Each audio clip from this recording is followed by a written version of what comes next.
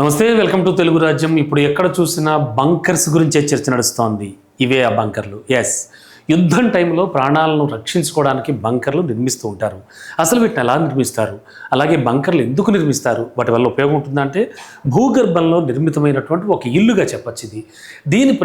దీన్ని చాలా ప్రయోజనాల కోసం నిర్మిస్తారు. ఈ బంకర్లు అయితే ఆర్మీ సైనికులు, అధికారులు, శివారు, గ్రామీణ ప్రాంతాల్లో ఉన్న ప్రజలకి బాగా అవసరం పడుతూ ఉంటాయి. ముఖ్యంగా చూస్తే అత్యవసర టైంలో, అంటే చాలా ఇంపార్టెంట్ టైంలో మాత్రం బంకర్లను సైనిక అధికారులు కానీ సైనికులు కానీ తమ భద్రత కోసం ఉపయోగిస్తూ ఉంటారు. అయితే ఈ బంకర్స్ ఎలా నిర్మిస్తారో తెలుసా? ఐరన్ కానీ, కాంక్రీట్తో కానీ, అలాగే వుడ్తో కానీ, అంటే చెక్కతో నిర్మించే బంకర్లు ఉంటాయి. ముఖ్యంగా ఇవి బాంబు దాడుల నుంచి బాగా రక్షణ కల్పిస్తాయన్నమాట. అసలు అవి ఎలాంటి బాంబులైనా సరే, అంతేకాదు జాతీయ భద్రత కోసం చాలా కంట్రీస్ అణ్వాయుధాల నిల్వ కోసం కూడా బంకర్లు నిర్మిస్తూ ఉంటారు. అంటే ఇలాంటి చోట అణ్వాయుధాలను కూడా వాళ్ళు నిల్వ చేస్తూ ఉంటారు. ముఖ్యంగా పాకిస్తాన్, భారత్ ఉద్రిక్తతల తరుణంలో వివిధ రకాల ఆయుధాల గురించి ప్రజల్లో చాలా ఇంట్రెస్ట్ కలుగుతోంది.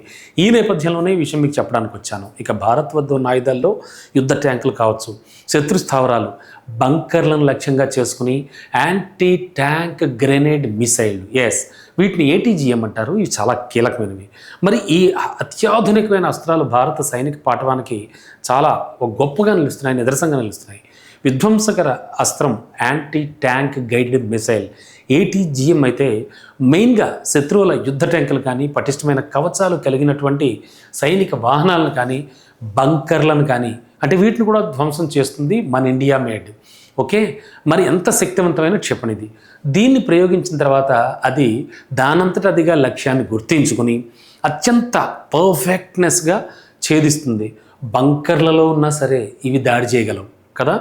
సైనికులు భుజంపై నుంచి కానీ, అలాగే ట్రైపాడ్స్ పెట్టుకుని కానీ, లేదా పెద్ద వాహనాలపై నుంచి కూడా దీన్ని మనం డైరెక్ట్ లక్ష్యాన్ని కొట్టడానికి ఉపయోగించవచ్చు.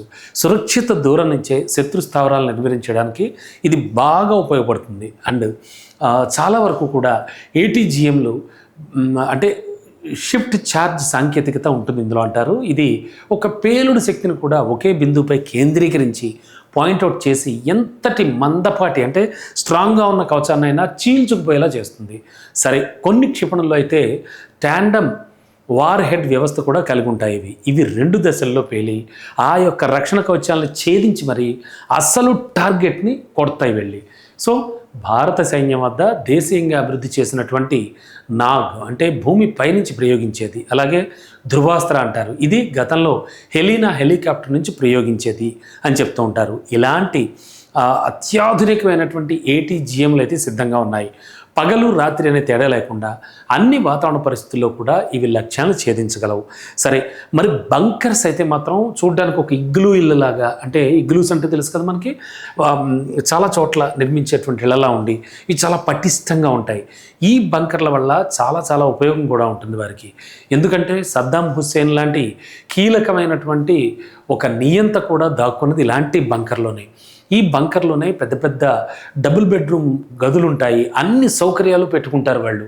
పెట్టుకుని ఆ బంకర్లలోనే తల దాచుకుంటూ ఉంటారు. ఈ నేపథ్యంలో ఈ బంకర్లు అనేవి మాత్రం ప్రస్తుతానికి నెట్టింటి వైరల్ అవుతూ ఉన్నాయి. బంకర్స్ అసలు ఎలా ఉంటాయి, ఎలా తయారు చేస్తారు, ఏమిటి అనేది మాత్రం అంతా చూస్తూ ఉన్నారు నెటిజన్స్. సో ఈ నేపథ్యంలోనే ఈ బంకర్స్ వ్యవస్థ అనేది మాత్రం ఈ విధంగా ఉంటుంది. కానీ ఇలాంటి బంకర్లను సైతం ఎంత లోతుకి ఉన్నా కూడా ఆ టార్గెట్లను కూడా ఛేదించగల మిసైల్స్ అండ్ క్షిపణులు భారత్ దగ్గర ఉన్నాయి. హలో, తెలుగు రాజ్యం ఛానల్ చూస్తున్నారా? సామాజిక, రాజకీయ, జీవన చిత్రణే తెలుగు రాజ్యం. అతిశయోక్తులు, అసత్యాలు ఉండవు. రాజకీయ కోణం కాదు, ప్రజా కోణమే కొలబద్ద. తెలుగు రాజ్యం వీక్షణ మీ ఉత్తమ అభిరుచికి నిదర్శనం.